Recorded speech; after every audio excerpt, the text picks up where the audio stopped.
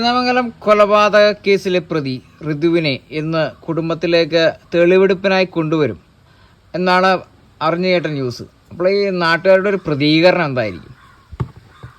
നാട്ടുകാർ എന്തായാലും ശക്തമായ രീതിയിൽ പ്രതികരിക്കും. അത് ഏത് വിധത്തിലായിരിക്കും നമുക്ക് ഊഹിക്കാൻ പോലും ചിലപ്പോൾ കഴിഞ്ഞിരിക്കില്ല. ശരിക്കും ഫുള്ളി പ്രൊട്ടക്റ്റഡ് ആണ് ഈ പോലീസുകാർ, കംപ്ലീറ്റ്ലി പ്രൊട്ടക്റ്റഡ് ആയിരിക്കും. കഴിഞ്ഞ ദിവസങ്ങളിലും ഈ കോടതിയിലൊക്കെ പ്രൊട്ടക്റ്റഡ് ആയിട്ടാണ് വന്നത്. ആ ഒരു പ്രൊട്ടക്ഷൻ മതിയാവുമോ?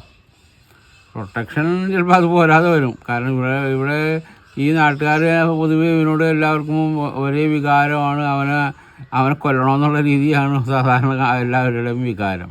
ശരിക്കും പറഞ്ഞാൽ ഇപ്പോൾ ഈ കൊല ചെയ്യപ്പെട്ടിരിക്കുന്ന ആ ഒരു കുടുംബത്തിൽ ഒരംഗം പോലും വളരെ മോശമായ രീതിയിൽ ഇതുവരെയും സമൂഹത്തിൽ ആരോടും ഒന്നും പെരുമാറിയിട്ടില്ല, മരണപ്പെട്ടവർ അല്ലേ? ആ കുടുംബത്തിലുള്ളവർ അങ്ങനെ മോശമായിട്ടൊന്നും ആരോടും പെരുമാറിയതായിട്ട് ഞങ്ങൾക്ക് കേട്ടില്ല. അവരിവിടെ വരുന്നതിന് മുമ്പ് വേറെ എവിടെയോ വാടകയ്ക്കായിരുന്നു. അവർ വാടകയ്ക്ക് ഇവിടെ ഈ അടുത്ത സമയത്ത് പിന്നെ ഇവിടെ മാറി വന്നേക്കുന്നതാണ്. അവരാരോടും ഒന്നിനും നിന്നിട്ടില്ല എന്നാണ് എൻ്റെ ഇതുവരെയുള്ള അറിവ് വെച്ച് ഞാൻ പറയണത്.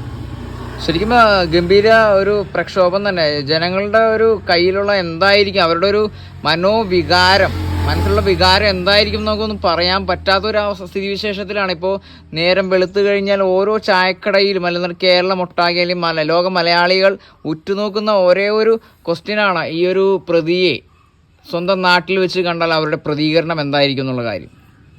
തീർച്ചയായിട്ടും അവനെതിരെ അതിശക്തമായ പ്രതികരണം ഉണ്ടാവും. അത് ഏത് വിധത്തിലായിരിക്കും നമുക്ക് ഊഹിക്കാൻ പറ്റില്ല. അത്രയ്ക്കും, കാരണം അത്ര നീചമായിട്ടുള്ള കൃത്യമാണ് ചെയ്തേക്കുന്നത്.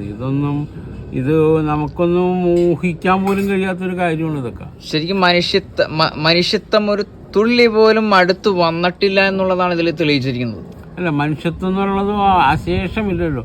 അല്ലെങ്കിൽ ഇപ്പോൾ ഒരു വീടിനകത്ത് കയറിയിട്ട് ആ വീടിൻ്റെ വാതിലിൻ്റെ കുറ്റിയിട്ട് ഇങ്ങനെയൊക്കെ ചെയ്യണമെന്നുണ്ടെങ്കിൽ മനുഷ്യത്വം തീരെ ഇല്ല. ശരിക്കും വർഷങ്ങളോളം അല്ലെങ്കിൽ 2-3 മാസങ്ങളോളമായിട്ട് ഇത് അവൻ പ്ലാൻ ചെയ്തതിന് ശേഷം ചെയ്തിരിക്കുന്ന ഒരു ക്രൈമാണോ തോന്നിക്കുന്നുണ്ടോ അങ്ങനെ? ചിലപ്പോൾ എനിക്ക് തോന്നുന്നത് അവന് പകയോടുള്ളൊരു പകയോ തീർക്കാനുള്ളൊരു വൈരാഗ്യ ബുദ്ധി അവനുണ്ടായിരുന്നു. അത് മാസങ്ങളോളം ചിലപ്പോൾ അവൻ്റെ മനസ്സിലിട്ട് ഇങ്ങനെ മതിച്ചുകൊണ്ടിരിക്കുകയായിരിക്കും. അതുകൊണ്ടായിരിക്കും ഇങ്ങനെയൊക്കെ അവൻ ചെയ്തിരിക്കുന്നത്.